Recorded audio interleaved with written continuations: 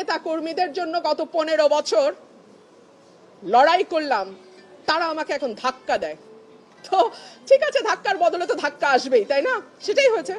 আপনারা জানেন আজকে ব্রাহ্মণবাড়িয়া 2 এবং 3 আসনের সীমানা নির্ধারণ নিয়ে একটা গণশুনানি ছিল। আমি ব্রাহ্মণবাড়িয়া 2 এর পক্ষে সেই গণশুনানিতে অংশগ্রহণ করি। আমার পয়েন্ট ছিল 4-5টা। এক হচ্ছে, স্বাধীনতার 53 বছরে এই যে 3টা ইউনিয়ন চান্দুরা, ভুদন্তি, হরসপুর, এরা ছিল সরাইলের সঙ্গে। 2008-এ তাদেরকে সরিয়ে দেয়া হয়, এই 3টা ইউনিয়নকে সরাইল উপজেলা থেকে সরিয়ে দেয়া হয়, যে কারণে দেশনেত্রী বেগম খালেদা জিয়া বারবার বলেছেন 2008-এর আগের সীমানায় আমরা ফিরে যেতে চাই। বিএনপির দাবি ছিল 2008-এর আগের সীমানায় ফিরে যাওয়া। এবং আমি আমার প্রথম আর্গুমেন্ট দিয়েছি যে যেহেতু দেশনেত্রী বেগম খালেদা জিয়া সব সময় বলেছেন যে 2008-এর আগের সীমানায় আমরা বিএনপি ফিরতে চাই, আমিও মনে করি 2008-এর আগে যে সীমানা ছিল সেইখানেই আমাদেরকে এখন ফিরে যাওয়া উচিত। মাঝখানে 15 বছর একটা ফ্যাসিস্ট সরকার ছিল, যারা তাদের নিজস্ব ভোট কারচুপির জন্য নিজস্ব সুবিধা অনুযায়ী সীমানা নির্ধারণ করেছে। সেই সীমানা আমরা মানি না। সেজন্য আমরা বলেছি 2008-এর আগের যে সীমানা, যেটা দেশনেত্রী বেগম খালেদা জিয়ার ইচ্ছা ছিল, সেখানে যাওয়া হোক। 2 হচ্ছে, আমাদের ভোটার সংখ্যা 6 লক্ষ, মানে বিজয়নগরের ভোটার সংখ্যা বা ব্রাহ্মণবাড়িয়া 3-এর ভোটার সংখ্যা 6,10,000। আর আমাদের যেটা সরাইল আশুগঞ্জ, সেখানে ভোটার সংখ্যা 4,20,000-এর মতো। আর এই 3টা ইউনিয়নের ভোটার হচ্ছে 1 লক্ষ। এই 1 লক্ষ যদি সরাইলের সঙ্গেও যুক্ত হয়, তারপরেও দেখা যাবে যে সদরের সঙ্গে বা বিজয়নগরের সঙ্গে সরাইলের ভোটার পার্থক্য অলমোস্ট 2 লাখ থেকে যায়। সো এত বড় একটা আসন সদর বা বিজয়নগর, সেই আসনটা অযৌক্তিক।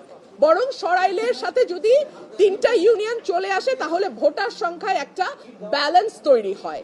3 হচ্ছে, এই 3টা ইউনিয়নে যারা বাস করে, ভুদন্তি, চান্দুরা এবং হরসপুরে, তাদের জমি জমার বেশিরভাগ কাজ সরাইলের সঙ্গে থাকে। সো তাদের জমি রেজিস্ট্রি থেকে শুরু করে অন্যান্য যে দাপ্তরিক কাজ, সেটা সরাইল ইউনিয়নে গিয়ে করতে হয়, সরাইল উপজেলায় গিয়ে করতে হয়। সে কারণে আমি বলেছি এই 3টা ইউনিয়নকে সরাইলের সঙ্গে যুক্ত করে দেয়া হোক। আরেকটা কথা, 3টা ইউনিয়নের লোকজন যদি বিজয়নগরে যায়, তাদের যাতায়াতের সময় লাগে অলমোস্ট 1.5 থেকে 2 ঘন্টা। আর যদি তারা সরাইলে আসে, তাদের সময় লাগে 15 থেকে 20 মিনিট। তাহলে আপনারাই বলেন, যেই 3টা ইউনিয়ন বিজয়নগরে যেতে 1.5 ঘন্টা লাগে, আর যদি 10 মিনিট 15 মিনিটে তারা সরাইলে আসতে পারে, তাহলে তাদের কোথায় থাকা উচিত? সরাইলে থাকা উচিত নাকি বিজয়নগরে থাকা উচিত? এই প্রশ্নগুলোই আমি নির্বাচন কমিশনে তুলেছিলাম। অত্যন্ত দুঃখজনক ব্যাপার হলো, এখানে একটি মারামারি হয়েছে। আমি যেহেতু একজন আইনজীবী, আমি মনে করেছি আমার কেস আমি নিজেই প্রেজেন্ট করব। সো আমার কেস আমি প্রেজেন্ট করেছি। আমি আশা করেছিলাম নির্বাচন কমিশনের সম্মানের দিকে তাকিয়ে ব্রাহ্মণবাড়িয়া 3-এ যারা আছে, তারা গুন্ডা পান্ডা নিয়ে ঢুকবে না নির্বাচন কমিশনে। বাট আনফরচুনেটলি আমি দেখলাম ব্রাহ্মণবাড়িয়া 3-এ যিনি প্রার্থী, তিনি তার সদল বলে 20-25 জন মিলে গুন্ডা পান্ডার মতন তারা সেখানে আচার আচরণ করলেন।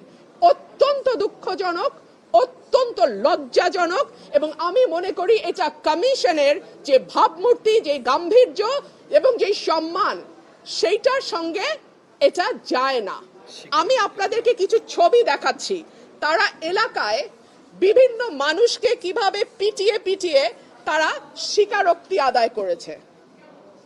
So this is there nature.